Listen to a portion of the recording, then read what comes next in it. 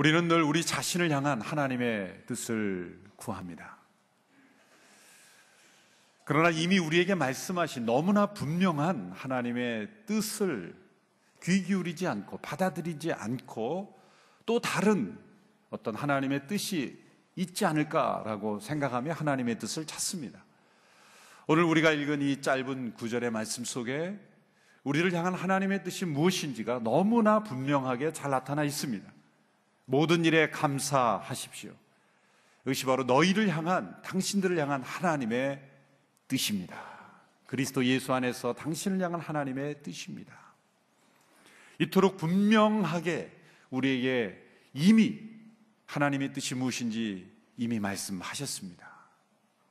우리는 이 뜻을 때로 외면하면서 또 다른 하나님의 뜻이 무엇입니까? 라고 이렇게 하나님의 뜻을 찾죠.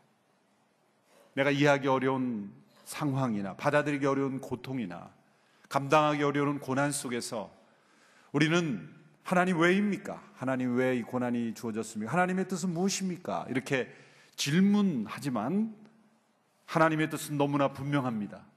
그 상황 속에서 내가 먼저 우선적으로 감사하는 것이다. 우리를 향한 하나님의 뜻은 무엇입니까? 나를 향한 하나님의 뜻은 내가 모든 일에 그리스도 예수 안에서 감사하는 성도가 되는 것, 이것이 하나님의 뜻입니다.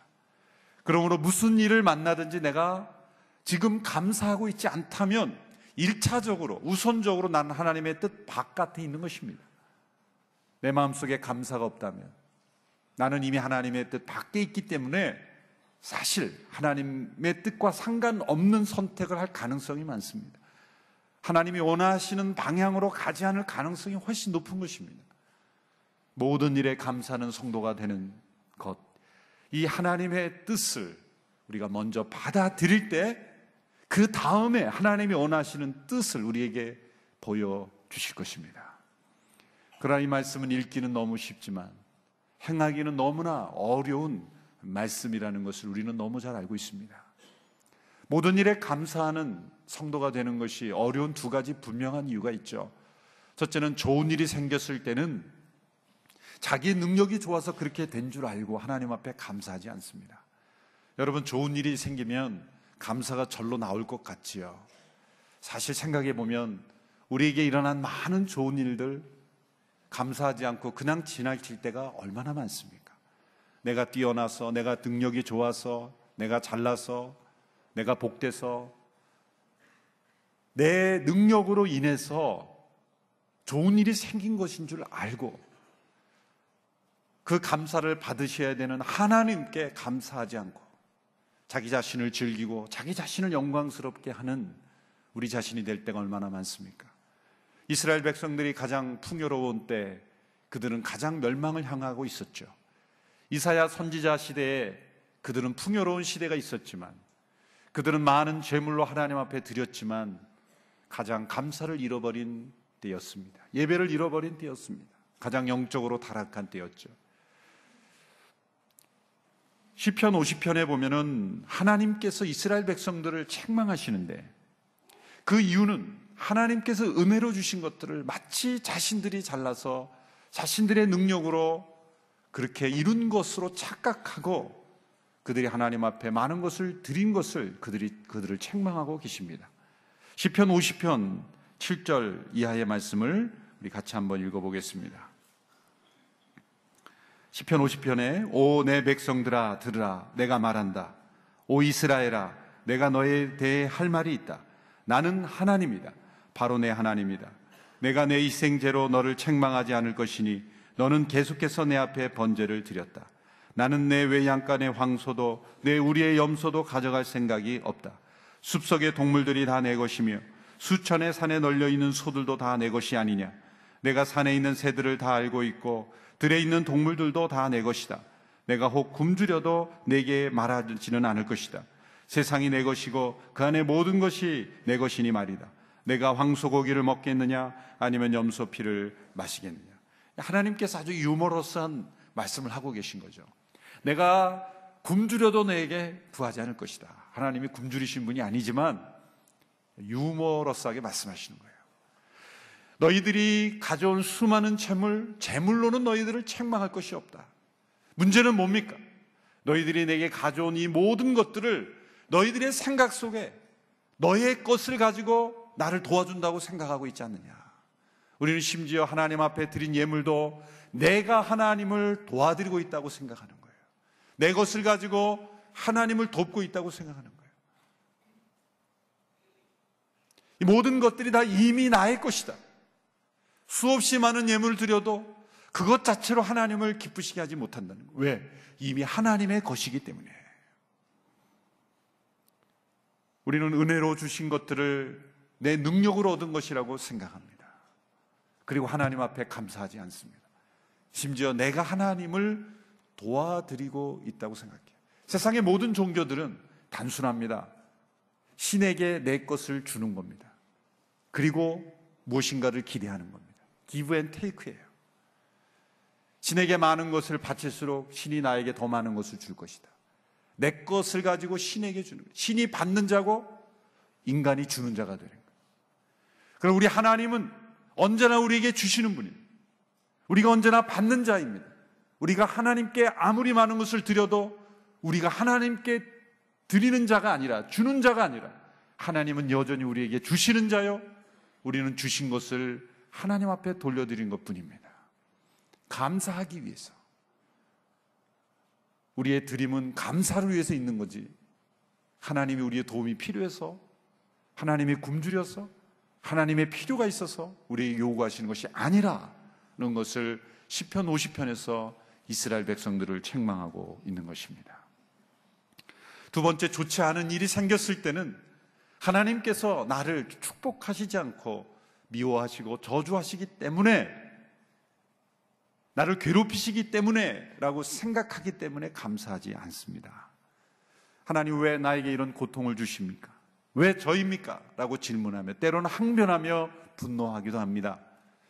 구약 성경에 보면은 나오미라는 여인이 남편과 두 아들과 함께 베들레헴이라는 고향을 떠나서 이방 땅 모압 땅으로 잘 살기 위해서 떠나죠. 그곳에서 남편이 죽고 두 아들이 죽습니다. 이방 두 며느리만 남게 됩니다. 그 중에 한 룻이라는 이 며느리와 함께 고향 땅 베들레헴으로 돌아왔습니다. 사람들이 나오미를 보고 반가워하면서 이건 나오미가 아니냐, 나오미가 아니냐라고 불렀을 때, 그는 그 고향 사람들이 이렇게 말합니다. 나를 나오미라고 부르지 마라. 나는 나오미가 아니라 마라다. 나를 마라라고 불러라. 이 나오미란 이름의 뜻은 즐거운, 경쾌한, 달콤한 그런 좋은 의미의 예쁜 이름입니다. 그러나 마라라는 이름의 뜻은 괴로운, 쓴, 상처 입은 그런 뜻입니다.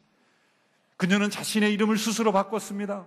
나오미라는 좋은 이름이 아니라 나는 괴로운 인생이다. 하나님이 나를 괴롭게 하셨기 때문에 내 이름을 나오미라 하지 마라. 내 이름은 마라라 불러라. 하나님께 대한 분노가 있는 거예요. 그의 고백에 보면 하나님이 분명 등장합니다. 그는 하나님이 살아계신 분이라는 것을 믿는 여인이었어요. 하나님께서 허락하시지 않으면 그녀에게 이 모든 고통이 일어나지 수 없다는 것을 믿는 여인이었어요. 그리고 그 하나님은 전능하신 분이라는 것도 믿었습니다. 그런데 그녀가 믿지 않은 것이 있습니다. 그것은 뭡니까?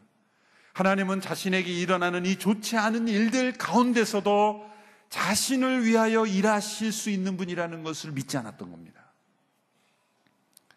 많은 분들이 나오미처럼 자신의 이름을 마라라 여기며 그렇게 불리길 원하며 스스로 나의 인생은 괴로운 인생이며 하나님이 나의 인생을 괴롭게 하셨으며 하나님이 나를 고달프게 만드셨다라고 그렇게 하나님께 대한 분노를 가지고 있습니다. 어쩌면 우리는 이 나오미의 고백에 공감할지 모릅니다. 우리도 역시 많은 순간에 힘들고 어려운 일이 닥칠 때 나오미처럼 하나님께 분노하며 항변하기 때문입니다. 그러나 그녀와 비슷한 상황, 오히려 더 어려운 상황에 있을지라도 감사한 분들이 성경에 많이 나오죠. 구약의 욥은 자녀들과 모든 소유가 다 상실되는 상황 속에서 그런 이런 고백했죠. 주신 자도 여호와시요 취하신 자도 여호와시니 오직 여호와의 이름이 찬양을 받을지어다. 나오미와 비교할 수 없는 더 큰 상실의 고난 속에서 그는 하나님께 찬양하고 감사했습니다. 다니엘은 자신의 기도의 습관을 통해서 이제 자신이 기도하면 죽게 될 것을 알고도 그는 기도하는 습관대로 창문을 열어놓고 예루살렘을 향하여 하루 3번씩 기도했습니다. 그는 자신의 구원을 위해서 기도하지 않고 감사했습니다. 자신의 생명보다도 하나님을 선택하게 된 것을 감사했을 겁니다. 자신이 처한 억울한 형편보다도 하나님의 선하심이 더 크다는 것을 믿고 그는 감사했을 것입니다. 사도 바울은 죄수의 몸으로 로마로 호송하는 배 가운데 그 배가 유라굴라라는 큰 풍랑을 만나서 14일 동안 표류하고 있을 때 많은 사람들이 식량이 있어도 두려움에 떨어 밥을 먹지 못하고 있는 상황 속에서 그는 하나님 앞에 감사하며 빡을 먹으며 백성들을, 그 배에 탄 사람들을 안돈시키며 진정시켰죠. 엄청난 고난의 현장 속에서도 감사한 수많은 믿음의 사람들이 있습니다. 이들은 어떻게 이 모든 일에 감사할 수 있었을까요? 감사할 이유가 무엇입니까? 어떤 믿음을 가질 때 우리는 모든 일에 감사할 수 있을까요? 첫째로 로마서 8장 28절에 나온 말씀대로 우리가 모든 일에 감사할 때 모든 것을 합력하여 선을 이루실 것이라는 믿음 때문에 우리는 감사할 수 있습니다. 우리가 잘 아는 로마서 8장 28절에 이 위대한 말씀을 우리 함께 읽어보도록 하겠습니다. 시작. 우리는 하나님을 사랑하는 사람들, 곧 그분의 뜻을 따라 부르심을 받은 사람들에게는 모든 것이 합력해 선을 이루는 줄 압니다. 우리의 삶 속에 설명할 수 없는 일들이 얼마나 많습니까? 이해할 수 없는 일들이 얼마나 많습니까? 그러나 모든 일에 감사한다는 것은 장기적인 안목을 갖는다는 겁니다. 믿음의 눈을 가지고 지금 일어난 일은 불행처럼 보이고 좋지 않은 일이고 받아들이기 어려운 일이지만 이것은 시작에 불과한 것이다. 우리의 위험은 무엇입니까? 언제나 처음 일어나는 일들을 가지고 마지막을 판단한다는 겁니다. 믿음의 눈은 무엇입니까? 시작을 가지고 마지막을 판단하는 것이 아니라 마지막 일어나는 일을 가지고 시작을 바라본다는 거예요. 시작은 불행이고 시작은 고난이지만 마지막은 하나님께서 모든 것을 합력하여 선을 이루실 것이다.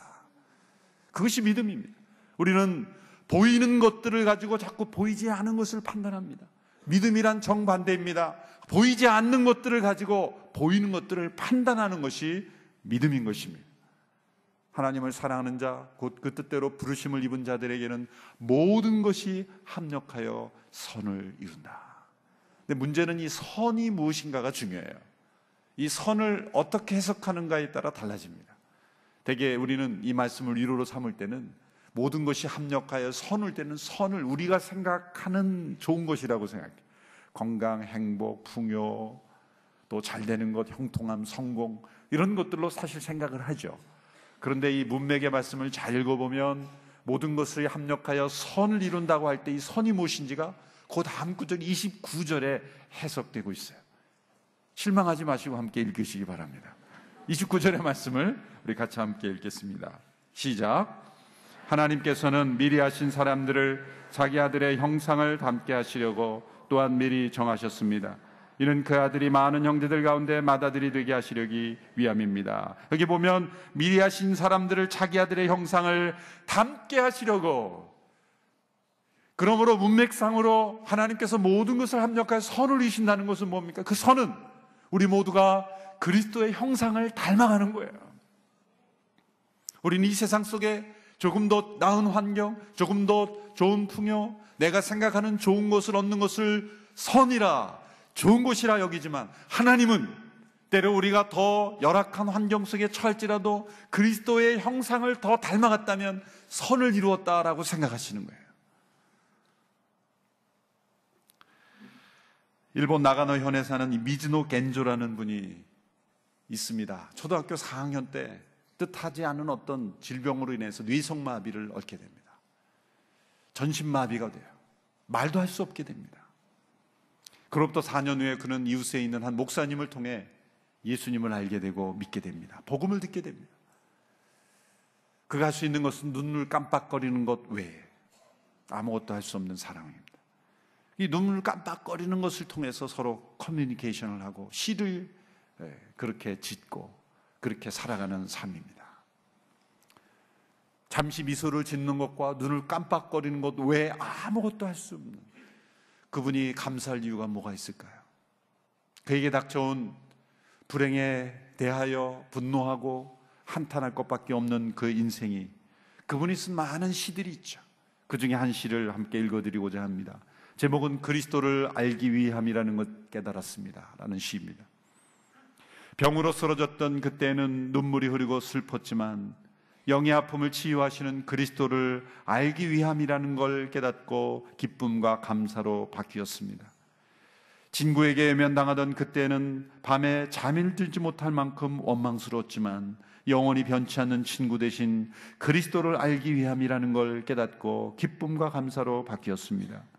실수했던 그때는 마음이 혼란스러웠지만 모든 것을 속죄하신 그리스도를 알기 위함이라는 걸 깨닫고 기쁨과 감사로 바뀌었습니다. 우리에게 주어진 모든 상황, 특별히 좋은 일이 아니라 내가 생각에 좋지 않은 일들을, 그 모든 것을 합력하여 하나님 무엇을 이루시길 원하십니까? 그리스도를 알게 하기 위하십니다. 우리가 더 그리스도를 닮아가기 위하신 겁니다. 내가 예전보다 더 좋지 않은 상황에 처했을지라도 예전보다 더 그리스도를 알아갔다면 그것은 하나님께서 모든 것을 합력하여 선을 이루시고 계신 줄 믿으시기를 바랍니다. 여러분, 십자수 뜨는 거 있죠? 십자수를 이렇게 뜨다 보면, 밑에서 바라보면, 십자수를 위에서 뜨면 밑에서 바라보면 이해할 수 없는 바늘이 가죠. 내가 생각할 때 그림은 그 옆으로 가야 될 것 같은데 반대쪽으로 갑니다. 또 반대쪽으로 갑니다. 저런 엉망진창의 그림이 어디 있을까? 이해할 수가 없습니다. 그러나 다 완성되고 그것을 뒤집으면 어떻게 됩니까? 아, 절에서 바늘이 저쪽으로 갔구나. 내가 생각할 때는 그 주변으로 바늘이 가서 실이 그려져야 그림일 것 같은데 엉망진창같이 그려진 그 실이 어느 한순간에 모든 것을 합력 하나님이 뒤집으실 때, 아, 이것이 하나님이 원하시는 그림이었구나. 그것을 깨닫게 되는 것. 그 목표는 뭡니까? 바로 예수 그리스도의 형상을 닮아가게 하시기 위한 거예요. 그러니까 빨리 포기할수록 마음이 빨리 편해져요. 빨리 받아들일수록, 믿음으로 바라볼수록 우리는 더 편하게 우리의 모든 상황을 받아들일 수가 있는 거죠.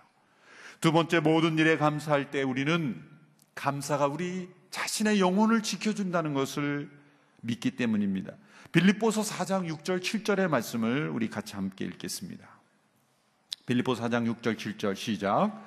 아무것도 염려하지 말고 오직 모든 일에 기도와 간구로 여러분이 구할 것을 감사함으로 아뢰십시오.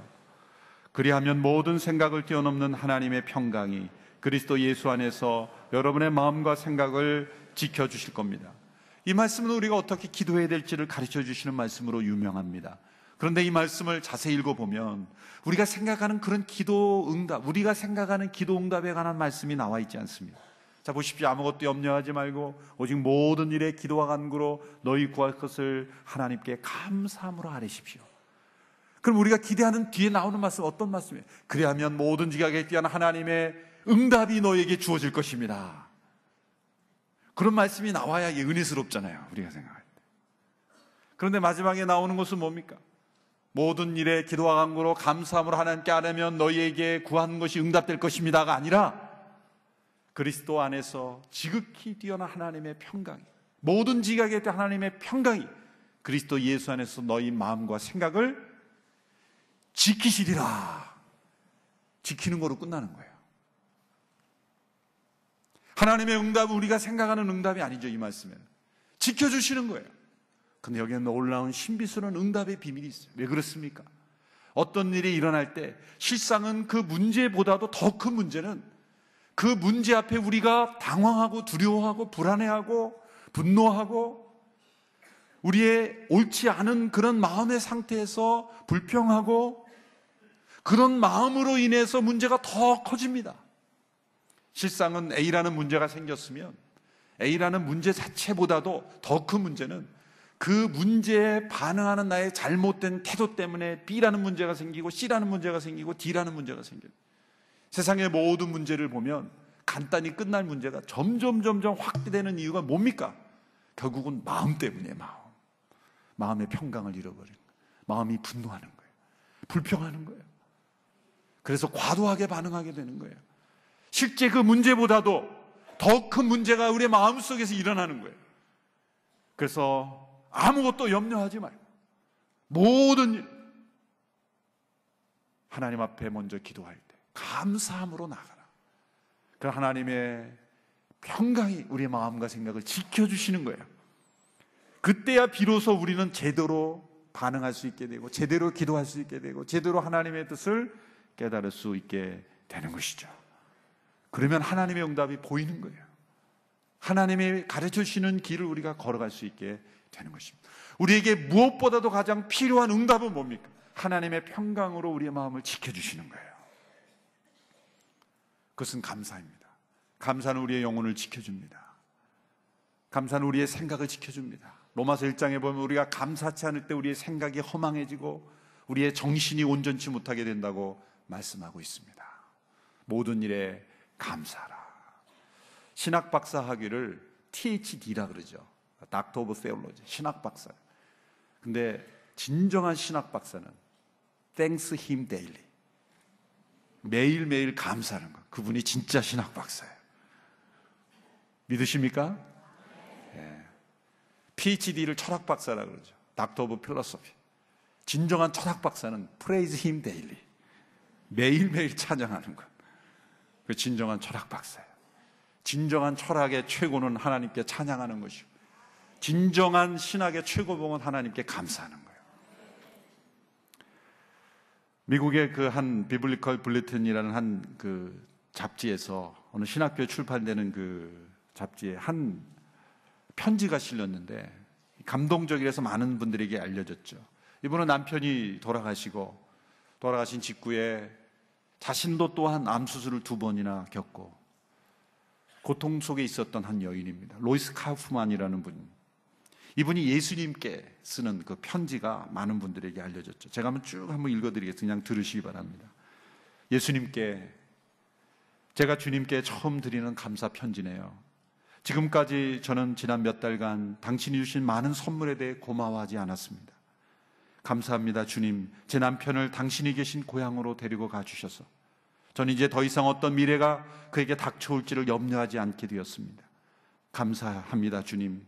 남편에게 그토록 멋진 성탄을 선물해 주셔서 감사해요, 주님. 남편의 생일이었던 지난 주일을 그에게 가장 멋진 생일이 되도록 해주셔서 감사해요, 주님. 그가 죽고 난 뒤에 3주간을 병원에 있도록 해주셔서 주님은 당신의 남편의 죽음을 사용하셔서 제 인생 가운데 새로운 길을 열어주셨습니다. 전 다른 사람들에게 복음을 전하기 위해 어떻게 해야 하는지를 알지 못했습니다. 그러나 이제는 다가갈 수 있는 길이 너무 많아져서 감당하기 어려울 지경입니다. 감사합니다, 주님. 최근의 수술과 이를 통해 가르쳐 주시고 특별히 제가 당신을 얼마나 필요로 하는지를 보여주셔서 감사합니다. 감사합니다, 주님. 같은 방을 쓰던 환자들을 지켜보며 주님 없이 수술과 고통을 대하는 것이 얼마나 고통스러운지를 보게 해주셔서 감사합니다, 주님. 저의 딸들이 모든 일을 통해 배우게 하심을 감사합니다. 전 주님이 가르치신 방법으로 제 아이들을 절대 가르칠 수 없었을 것입니다. 그래서 당신은 위대한 선생님이신 것인겠죠. 주님, 그거 하세요. 전 이런 식으로 제 인생을 계획할 수 없었을 거예요. 사실 정반대였겠죠. 죽음이 찾아오는 것을 어떻게든 피하려 했고 수술도 피하려 했겠죠. 그러면서 믿는 사람은 아무 일 없는 게 당연하다는 듯한 모습으로 나를 포장한 채 너무나 많은 것을 잃어버리며 살았을 것입니다. 아이들은 어버이날 아빠와 함께 할 수 없다는 것에 마음 아파한답니다. 하지만 바로 그 아빠가 올해는 이 땅에서 아니라 하늘의 아버지, 바로 그분과 함께일 수 있다는 것을 기뻐합니다. 제가 계속 편지를 써나갈 수 있겠지만 그렇다고 주님께 감사할 모든 것을 적을 수 있을 것 같진 않네요. 또 보낼게요. 하지만 이번은 신학의 시작이라고 여겨주시고 이 편지를 받아주세요. 당신께 감사하는 로이스. 이렇게 예수님께 드린 아름다운 감사의 편지입니다. 모든 것에 감사할 때 우리의 마음을 하나님의 평강으로 지켜주시는 그 놀라운 응답을 우리가 체험할 수 있게 되기를 바랍니다. 세 번째로, 모든 일에 감사할 때 우리는 일상 속에서 일어나는 기적을 체험할 수 있어요. 감사는 기적을 일으킵니다. 디모데전서 4장 4절의 말씀 우리 같이 한번 읽어보겠습니다. 시작. 하나님께서 창조하신 모든 것은 선함으로 감사하는 마음으로 받으면 버릴 것이 하나도 없다. 버릴 것이 없다. 이 문맥은 사실 다른 어떤 컨텍스트에서 주어진 것이지만 일반적으로 적용합니다. 하나님께 주신 모든 것은 선함으로 감사함으로 받으면 우리 일상에 일어나는 모든 일 속에서 우리는 하나님의 신비로운 기적, 하나님의 새로운 일을 발견할 수 있다는 거예요. 여러분, 일상에서 일하는 모든 일이 다 기적입니다. 우리가 자연이라고 부르는 모든 것도 알고 보면 기적이에요. 씨를 뿌리고 거두는 것, 우리는 자연이라고 말하죠. 사람들은 반복되면 그것을 자연이라고 말합니다. 법칙으로 말할 수 있으면 자연이라고 말하죠. 자연 법칙이라고 말하죠. 그러나 씨가 심겨져서 이런 열매가 맺어지는 것은 기적이죠. 기적입니다. 2차 대전 이후에 전쟁이 끝나고 일본이 패전하였을 때 해군 장교로 복무했던 가와가미 기이치라는 분이 있어요. 일본이 패전한 이후에 많은 사람들이 군인들을 향하여 욕을 퍼붓다고 합니다. 저 사람들 때문에 우리가 패전했다. 얼마나 많은 분노와 좌절감이 그에게 찾아왔겠습니까? 사람들의 손가락질을 받으며 극심한 스트레스 때문에 어느 날 그는 식물인간이 되어버립니다. 얼굴을 제외한 온몸이 마비되어 버립니다. 어느 날 그는 한 의사를 만나게 됩니다. 당신 낫고 싶습니까? 낫고 싶습니다. 내가 시키는 대로 할 수 있습니까? 무엇인지 하겠습니까? 그럼 지금부터 하루에 10,000번씩 감사하십시오. 저를 따라해 보십시오. 감사합니다. 나오지 않는 거예요. 이분들의 대화 속에서 이제 감사라는 얘기를 하는 거예요. 의사가 나를 따라해 보십시오. 감사합니다. 이랬더니 그 감사라는 단어가 나오질 않는 거예요. 너무나 심한 분노와 속에서 그 전쟁에서 내가 얼마나 고생했는데 사람들이 나를 손가락질하느냐. 감사라는 말이 나오지 않아요. 근데 살기 위해서 감사합니다는 말을 억지로 소매한 거예요. 하루 10,000번씩. 그것만 한 거예요. 할 수 있는 게 그거밖에 없어요. 감사합니다. 감사합니다. 감사합니다. 근데 점차 그 마음속에 놀라운 일들이 일어나는 거예요. 진짜 감사가 일어나는 거예요. 살아있음에 감사하게 되는 거예요. 어느 날 아들이 맛있는 그 감을 가지고 아빠를 준다고 이렇게 아빠 이 감 드릴게 그랬더니 자기도 모르게 손이 쫙 나갔다는 거예요. 기적이라는 거예요. 몸이 회복되기 시작하는 거예요. 팔도 움직여지고 다리도 움직여지고. 그래서 기적의 놀라운 역사가 일어난 그 간증을 제가 읽어본 적이 있습니다. 감사는 기적을 일으키는 하나님의 능력입니다. 병 가운데 있으십니까? 감사해 보십시오. 불행한 일이 지금 여러분의 삶 속에 가장 받아들이기 힘든 스트레스를 주는 그 무엇이 있습니까? 감사해 보십시오. 기적이 일어날 것입니다. 365 땡큐라는 그 책이 몇 년 전에 번역이 됐죠. 그 책의 주인공은 LA 대법원 판사인 존 클레릭이라는 분이에요. 이분이 변호사로 일할 때 2007년도에 완전히 파산했어요. 꿈을 꾸고 변호사를 시작했는데 완전히 재정적으로 파산되고 그 사무실도 잃어버리고 가정은 파경을 일으키게 되고 우울증에 쌓이게 되고 완전히 인생이 파멸에 처하게 된 거예요. 멋진 꿈은 다 사라져버리고 극심한 고통 속에 있었을 때, 삶을 포기하고 싶었을 때 어디선가 음성이 들려온 거예요. 신기한 음성이 들려왔는데 그 음성의 내용은 이것입니다. 내가 지금 이미 가지고 있는 것에 감사하기 전까지는 내가 원하는 것을 결코 얻을 수 없을 것이다. 그게 누구의 음성인지 어떤 음성인지 그는 알지 못합니다. 그러나 그런 음성이 생생하게 들려옵니다. 그때 문득 어릴 때 할아버지가 생각이 났다는 거예요. 그분의 할아버지는 손주들에게 이 1달러짜리 용돈을 줄 때 1달러짜리에 대해서 감사 편지를 쓰면 감사 편지를 가지고 오면 1달러를 더 줬다는 거예요. 그리고 또 감사 편지를 쓰면 또 1달러를 주고 그렇게 감사 훈련을 시킨 그게 생각이 난다는 거예요. 갑자기. 그게 할아버지 음성이 아닌지는 모르지만 그 음성이 생각나고 그 할아버지가 생각나고 자기 책상의 주변을 보니까 이제 사무실을 정리해야 되는데 멋진 변호사 생활을 하기 위해서 만들어놓은 많은 봉투와 멋진 레터들 디자인이 예쁘게 된 많은 레터지와 봉투들이 있는 것을 발견하는 거예요. 이거 다 이제 버려야 되는데 문득 어떤 생각이 있냐면 내가 감사 편지를 써보자. 어차피 이거 버릴 거. 내가 365일 매일매일 하루에 한 사람씩에게 감사 편지를 써보자. 결심을 하고 그는 감사 편지를 시작합니다. 제일 먼저 멀리는 아들에게 씁니다. 첫째 아들, 둘째 아들. 아들에게 감사 편지를 쓰고 자주 가던 커피숍에 있는 그 매점 직원에게도 감사 편지를 쓰고 청소하는 분에게도 감사 편지를 쓰고, 그리고 자신을 힘들게 한 거래처 사람에게도 감사 편지를 쓰고, 하여튼 하루에 한 사람씩 계속 감사 편지를 써갑니다. 그러면서 그가 체험한 변화를 글로 남긴 거죠. 365장의 감사 편지를 쓴다는 것은 결코 쉬운 일이 아니었을 거예요. 그러나 처음에는 아무것도 감사할 이유가 없는 그의 삶 속에, 불평할 수밖에 없는 삶 속에 감사 편지를, 제목을 찾고 감사할 이유를 찾기 시작하면서 그의 삶 속에 놀라운 일이 일어났어요. 자신이 생각보다 그렇게 불행한 상황이 아니라는 것을 알게 됐습니다. 자신은 아무것도 변하지 않았지만 주변 사람들이 당신이 변했다라고 말하기 시작합니다. 그러면서 모든 상황이 바뀌기 시작하면서, 그런 나중에 대법원 판사가 되었죠. 무엇이 그로 하여금 새로운 인생을 살게 했습니까? 감사였습니다. 감사 편지를 써갈 때, 감사할 이유를 찾을 때 그의 삶 속에는 놀라운 기적이 일어난 것입니다. 2010년 11월 21일 이맘때쯤, 2010년 11월 21일 추수감사주를 설교해서 우리 돌아가신 하용조 목사님은 이렇게 설교하실 때 감사하셨어요. 저는 간암 수술을 7번 하고 투석도 계속 받아야 합니다. 가끔 강단에 올라올 때 저는 비틀거리면서 올라옵니다. 이것을 불평할 수도 있지만 저는 그래도 제가 설교할 수 있으면 감사합니다. 이것이 저의 감사입니다. 아픈 것도 감사하고 죽게 된 것도 감사합니다. 감사하려고 하면 감사 안 할 것이 하나도 없습니다.